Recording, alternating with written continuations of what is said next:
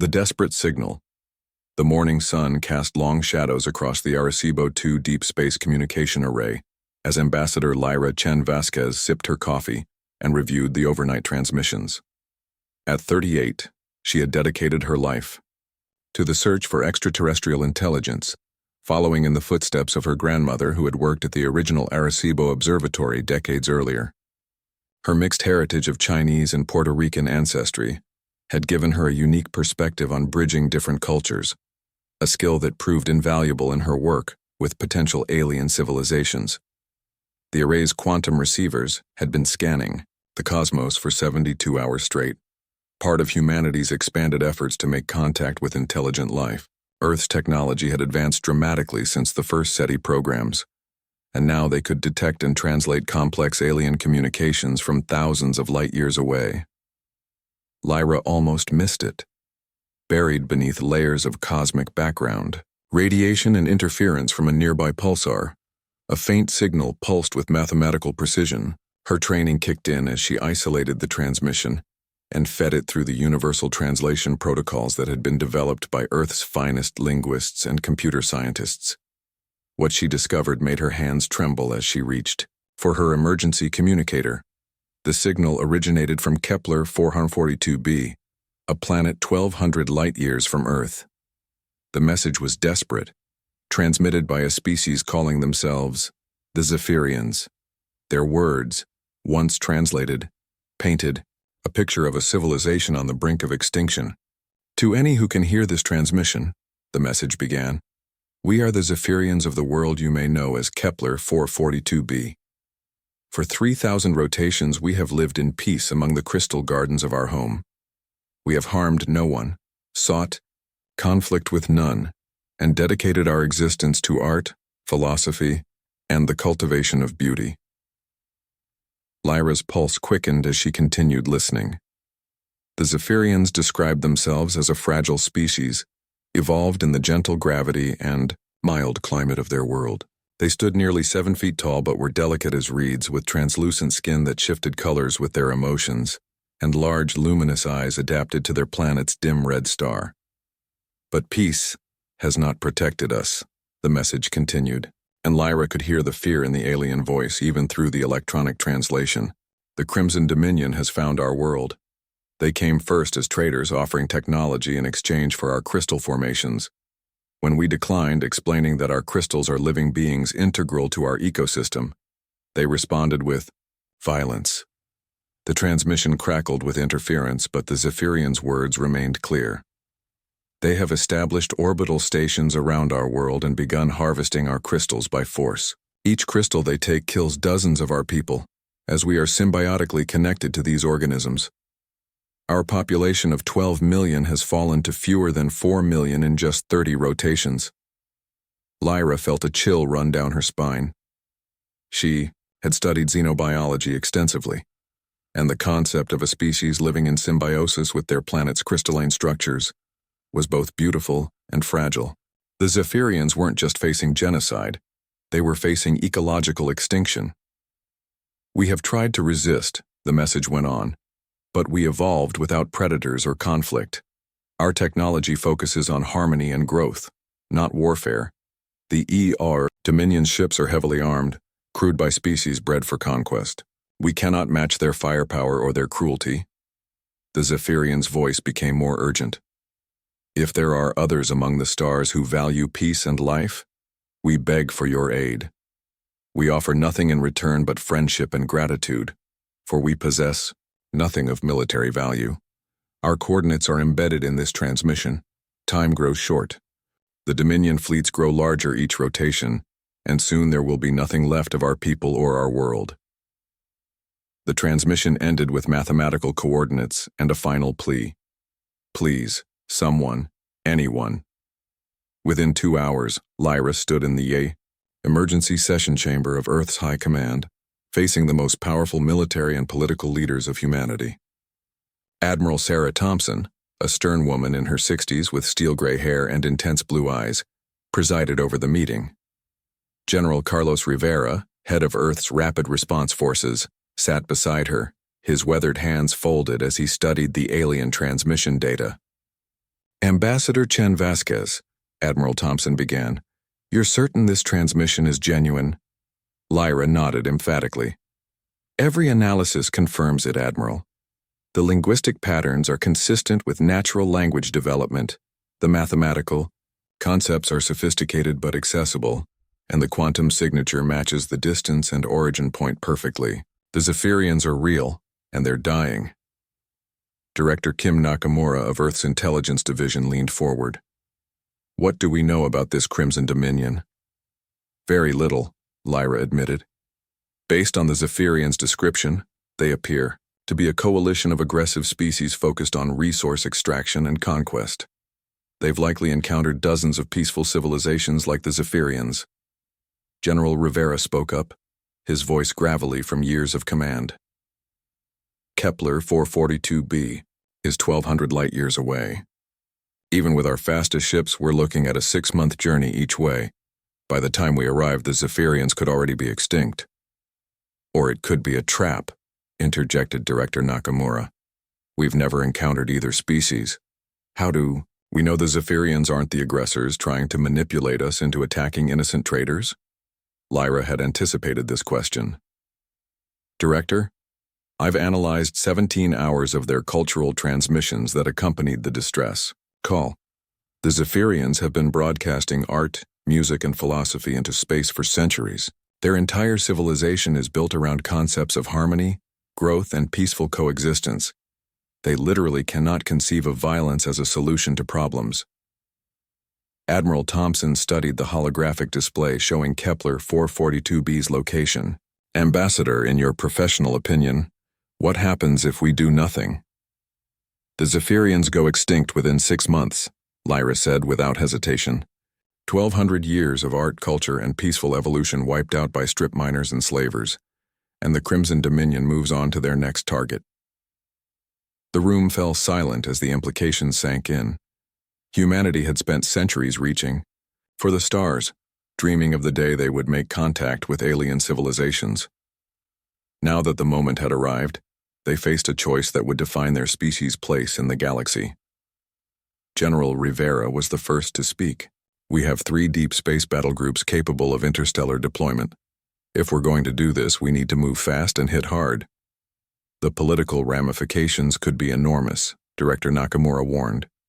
We'd be inserting ourselves into an alien conflict with species we know nothing about. Admiral Thompson looked around the table, meeting each person's eyes. The question isn't whether we can intervene. The question is whether we should.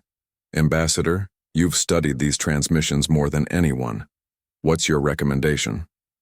Lyra took a deep breath, knowing that her next words could determine the fate of 2 civilizations. Admiral, the Zephyrians didn't choose us as their saviors. They sent a desperate plea into the void, hoping someone, somewhere, would care enough to help. Humanity has always prided itself on standing up for those who can't defend themselves. If we turn our backs on the Zephyrians now, what does that say about who we are as a species? The Admiral nodded slowly. General Rivera, how quickly can you mobilize a response force? 48 hours to assemble the fleet, another 12 to provision and deploy, Rivera replied immediately. I recommend sending Battle Group Phoenix under Captain Marcus Rodriguez. They're our most experienced deep space unit. Do it, Admiral Thompson ordered. Ambassador Chen Vasquez, you'll accompany the mission as our xenological specialist and first contact coordinator. If we're going to war on behalf of aliens we've never met, we need someone who understands their culture. As the meeting broke up and orders began flowing through Earth's military infrastructure, Lyra felt the weight of history settling on her shoulders. Humanity was about to take its first steps onto the galactic stage, not as explorers or traders, but as protectors of the innocent. Captain Marcus Rodriguez stood on the bridge of the Earth starship Indomitable, watching his fleet prepare for departure. At 42, he was humanity's most decorated deep space commander, having led successful missions to the outer colonies and defended Earth's shipping lanes from pirates and raiders. His crew respected him not just for his tactical brilliance, but for his unwavering moral compass. The battle group Phoenix consisted of 5 ships, the heavy cruiser Indomitable, 2 destroyers named Defiant and Retribution, and 2 support vessels. carrying medical supplies, engineering equipment, and humanitarian aid for the Zephyrians. Nearly 2,000 of Earth's finest military personnel were about to embark on humanity's first interstellar rescue mission. "Captain," reported his communications officer, Lieutenant Sofia Martinez, "all ships report ready for departure. Ambassador Chen Vasquez is aboard and requesting permission to address the fleet." Rodriguez nodded. "Put her through to all ships." Lyra's voice filled the bridges of all 5 vessels. "Officers and crew of Battle Group Phoenix, in a few minutes, we will begin humanity's longest journey into space. We go not as conquerors or explorers, but as rescuers, 1,200 light-years away. A peaceful civilization faces extinction at the hands of those who see sentient life as nothing more than an obstacle to profit." She paused, letting her words sink in. "The Zephyrians have never asked humanity for anything. They don't even know we exist. But they asked the universe for help, and we answered. Today we carry with us the hopes and dreams of 12 million innocent beings who have never known war, never raised weapons in anger, and never imagined that the cosmos could be so cruel." Rodriguez felt pride swell in his chest as he listened. This was why he had joined Earth's space forces, not for glory or conquest, but to protect those who could not protect themselves. "When we arrive at Kepler 442b, Lyra continued, "we will be the first humans these aliens have ever seen. We will represent not just our nation or our planet, but our entire species. The Zephyrians will judge all of humanity by our actions in the coming days. Let us show them that Earth produces not just warriors, but guardians." The transmission ended, and Rodriguez took his seat in the captain's chair. "All stations, prepare for quantum jump. Navigation, set course for Kepler 442b." As the massive engines of the Indomitable powered up, Captain Rodriguez looked out at the stars and whispered a prayer for the Zephyrians they had never met, but were risking everything to save. In 6 months, humanity would learn whether they were alone in valuing life over profit, peace over conquest. The quantum drives engaged, and Battle Group Phoenix disappeared into the depths of space, carrying humanity's answer to a desperate alien plea for help. When Deathworlders answer. The call 6 months of interstellar travel had tested every system aboard the human fleet. Captain Marcus Rodriguez stood on the bridge of the Indomitable as they dropped out of quantum space at the edge of the Kepler 442 system. What they found waiting for them was worse than their worst projections. "Captain," reported sensor operator Chen, "I'm reading massive orbital installations around the 4th planet. 12 large vessels, dozens of smaller craft, and what appears to be industrial mining platforms." Ambassador Lyra Chen Vasquez joined Rodriguez at the tactical display, her face pale as she studied the readings. "Those mining platforms are positioned directly over the major crystal gardens. The Zephyrians weren't exaggerating. The Dominion is strip mining their entire ecosystem." Lieutenant Martinez's voice crackled over the communication system. "Captain, I'm detecting multiple distress signals from the planet's surface. The Zephyrians are still transmitting, but the signals are much weaker than 6 months ago." Rodriguez felt his jaw tighten. "How much weaker?" "Approximately 70% signal degradation, sir.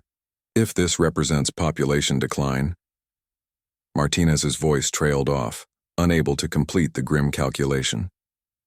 2.5 million, Lyra whispered. "They've killed over half the population in 6 months." The bridge fell silent as the implications sank in. They had traveled 1,200 light-years to rescue a dying civilization, only to find they might already be too late for most of them. "Sir," called out the sensor operator, "the Dominion ships are moving to intercept us. They're broadcasting on multiple frequencies." Rodriguez straightened in his command chair. "Put them through." The main screen flickered to life, revealing a creature that looked like humanity's worst nightmare. The being had 4 arms, each ending in razor-sharp claws, and a head that resembled a cross between a shark and a spider. Its eyes glowed with predatory intelligence, and when it spoke, rows of serrated teeth were visible. "Unknown vessels," it snarled through the universal translator. "You have entered a Crimson Dominion extraction zone. Identify yourselves and state your business or be destroyed. Rodriguez stood, his 6-foot frame projecting authority even through the screen. I am Captain Marcus Rodriguez of the Earth Defense Forces. We are here in response to a distress call from the native population of this world. You will cease all hostile actions against the Zephyrians and withdraw from this system immediately. The Dominion commander's laugh was a sound like breaking glass. Earth, I have never heard of your species.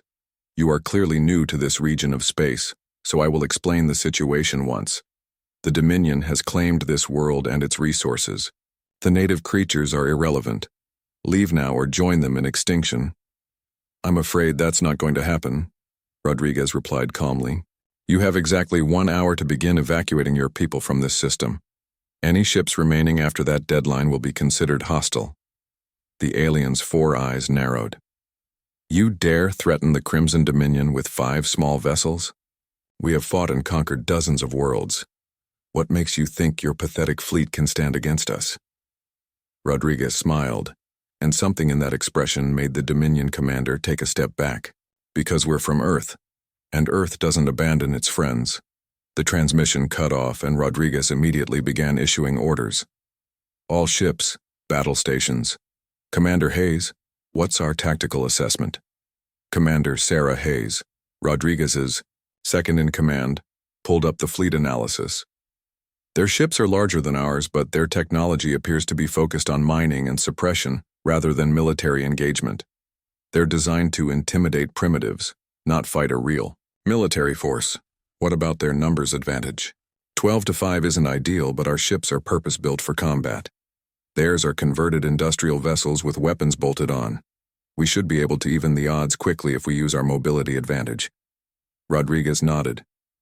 Ambassador, any suggestions for communicating with the Zephyrians once we've dealt with the Dominion? Lyra was already working at her station. I've been monitoring their distress signals. They're coming from underground caverns where the survivors have taken shelter. Once we establish orbital security, I should be able to reach them directly. Captain, interrupted Lieutenant Martinez, the Dominion fleet is moving into attack formation. And, sir, they're targeting the Zephyrian population centers. Rodriguez's expression hardened. They're going to try to use the civilians as human shields.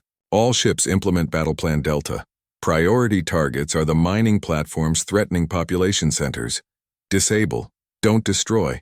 We don't want debris falling on the Zephyrians.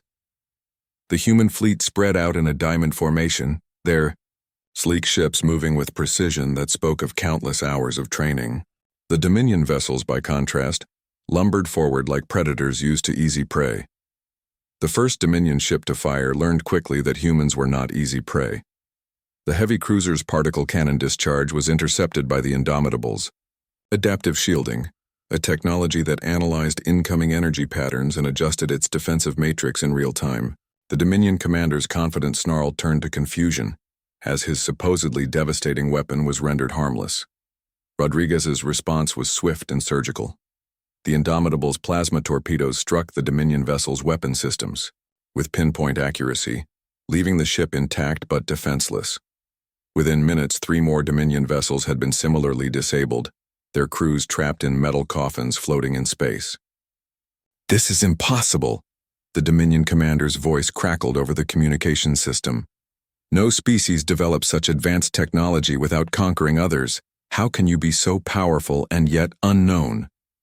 Commander Hayes smiled grimly as she coordinated the fleet's movements. Because we don't conquer, we protect. And that makes us stronger than you can imagine. The battle was over in less than 2 hours. Every Dominion vessel had been disabled or destroyed, their mining platforms rendered inoperable. Not a single human ship had taken serious damage, and more importantly, no Zephyrian population centers had been harmed. As the last Dominion ship limped out of the system, Rodriguez turned to Lyra. Ambassador, I believe it's time to make first contact. Lyra's hands trembled slightly as she opened a communication channel to the Zephyrian survivors.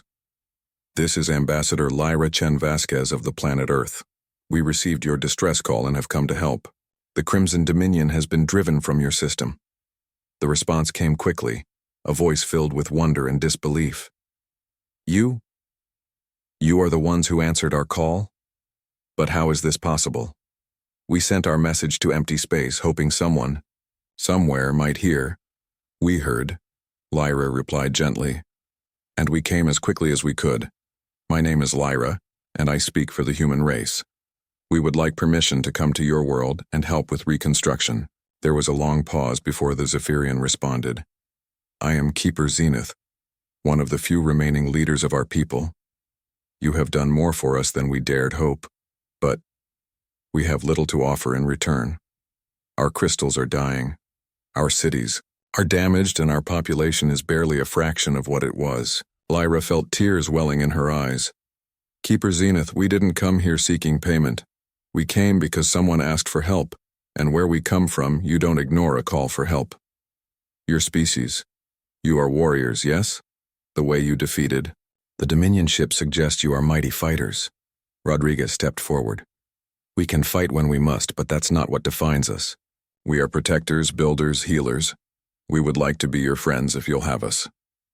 Another pause. Longer this time. When Keeper Zenith's voice returned, it was filled with emotion. Friends, yes, I think we would like that very much. Over the following weeks, the human fleet worked alongside the surviving Zephyrians to begin the long process of reconstruction.